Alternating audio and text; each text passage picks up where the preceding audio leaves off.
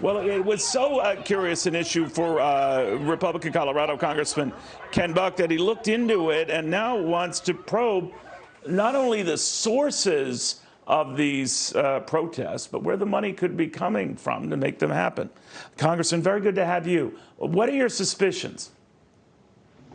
Well, I suspect that there is a common source. I'm not going to speculate on what that common source is, but it's clear to me. We at the left, at the same time the left is talking about defunding the police, the left is funding in a huge way these protests. These protesters are coming from all over the country. They're having obviously transportation costs, housing costs, food costs paid for, and perhaps even salaries and other benefits. So. It's important to know when you're dealing with organized crime like this, where the funding is coming from. But to what end? Let's say the intention was to make things difficult, I don't know, for the president. You could argue that this is making things helpful for the president to prove the point that cities are run amok, things are out of control. Accommodative Democratic mayors, Democratic governors are making this happen. Do those funding this know that is the way it could be falling out?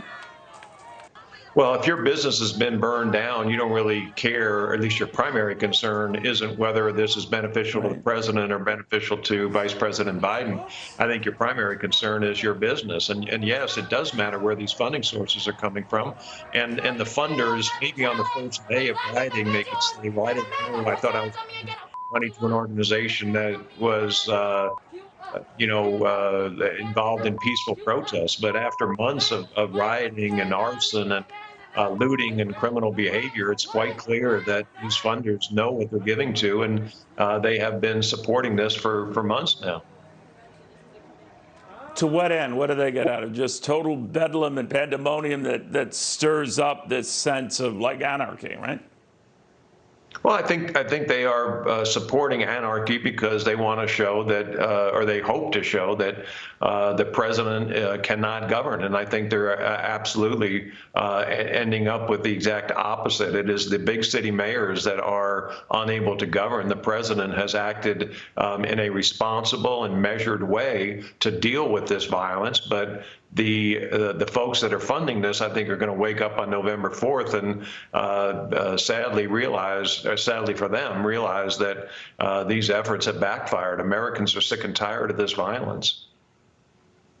But at the outset, when I raised that as a possibility to maybe start intentionally hurting the president, they are helping the president. That is the case here. So they do have a political agenda to hurt the president. Is that what you're saying? Oh, I absolutely believe they have a political agenda that's hurting the president. I have just finished traveling the state of Colorado to help various Republican candidates, and I can tell you it is absolutely backfiring. Gun sales are up, and the sales for new gun buyers, first-time gun buyers, are up significantly. The folks are concerned about sending their kids to school. They're concerned about people traveling into the cities for work. I think there is a very serious risk of backlash here. Yeah, regret what you might be funding or wishing for, because you could be getting it both ways. Congressman Buck, keep me posted on how this advances, but very good seeing you. Ken Buck of Colorado.